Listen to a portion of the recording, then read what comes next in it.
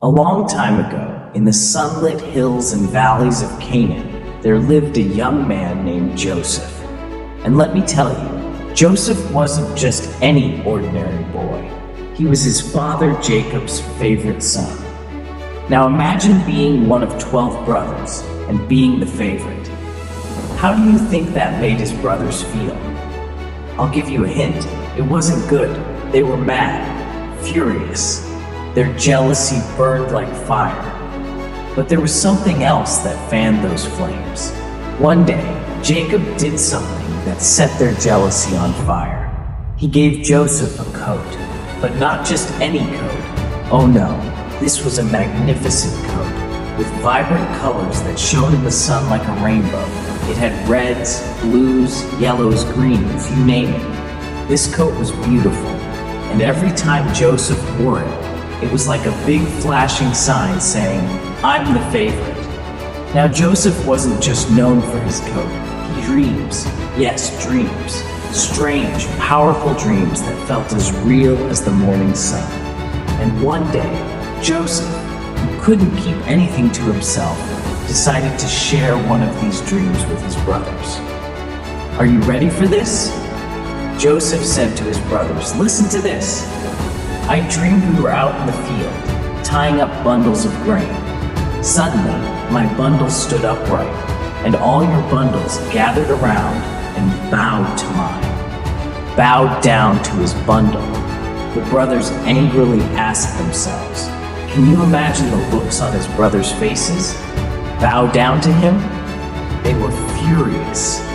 In their minds, this was just another reminder of Joseph's big-headed dreams and his father's favoritism. But oh, it didn't stop there. Joseph had another dream. This time he dreamed that the sun, the moon, and 11 stars bowed down to him. The sun and the moon. Now, he told his father this one, and even Jacob had to raise an eyebrow. But his brothers, they were fuming.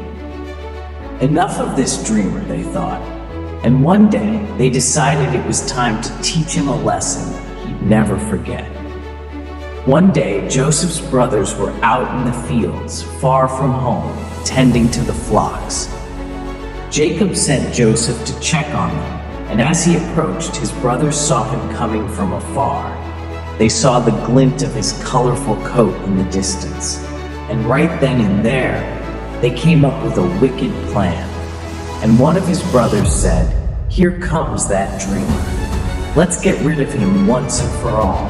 Did you hear that? They wanted to get rid of him. They grabbed Joseph, stripped off that fancy coat, and threw him into a dry, empty well. Poor Joseph. His heart must have been pounding, trapped in the darkness, wondering if he'd ever see his father again. But as they sat down to eat, they saw something. A caravan of traders heading to Egypt. And that's when an idea struck. Why leave him in the well when they could make some silver off him? So they said, "Let's sell him. He'll be out of our lives and we'll never have to hear about those dreams again." And that's exactly what they did. They sold Joseph for 20 pieces of silver to those traders. Can you believe it? They sold their own brother. And to cover up what they'd done, they took his beautiful coat, dipped it in goat's blood, and brought it back to their father. Poor Jacob cried out, "My son, my beloved Joseph, a wild animal has devoured him." Poor Jacob was heartbroken, believing his son was gone forever. But oh, this wasn't the end for Joseph. No, not by a long shot. Now Joseph's journey was just beginning. He was taken down to Egypt, where he was sold as a servant to a man named Potiphar, an important official in Pharaoh's court. But even in a foreign land, far from home, Joseph didn't lose hope. He worked hard, trusted God, and soon Potiphar noticed that everything Joseph touched turned to gold.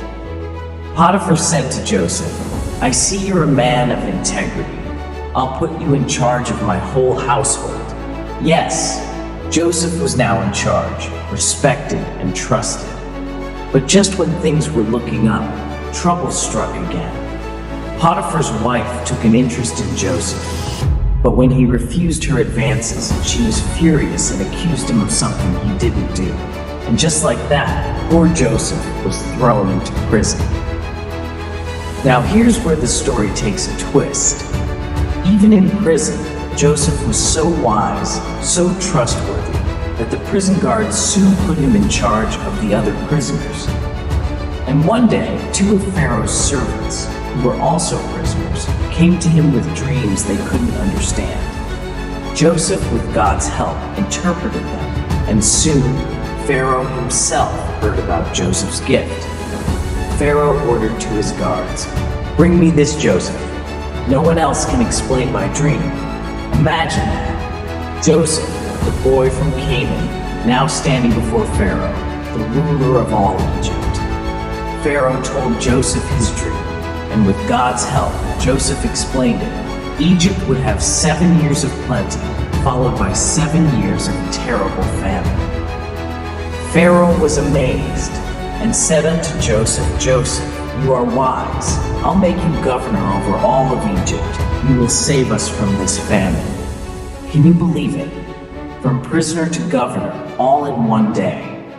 Joseph was now second only to Pharaoh himself. He stored up food, prepared for the famine, and when the hard years hit, Egypt had plenty to eat. But far away, in the land of Canaan, Joseph's family was starving. So his brothers came to Egypt to buy food. And oh, can you imagine the scene? They bowed before Joseph, not even knowing it was him. Oh, Joseph recognized them, all right, but he wanted to see if his brothers had changed. He tested them, and when he saw their hearts had softened, he couldn't keep his secret any longer and said to them, "I am Joseph, your brother, the one you sold into slavery." Can you imagine the shock? The brothers were speechless, trembling with fear. But Joseph was filled with compassion and said to his brothers, "Don't be afraid. What you meant for harm, God used for good.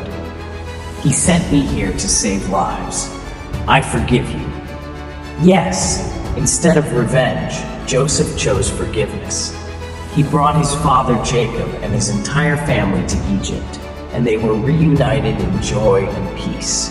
And so Joseph's story reminds us that even in the darkest times, we can trust God to work things for good.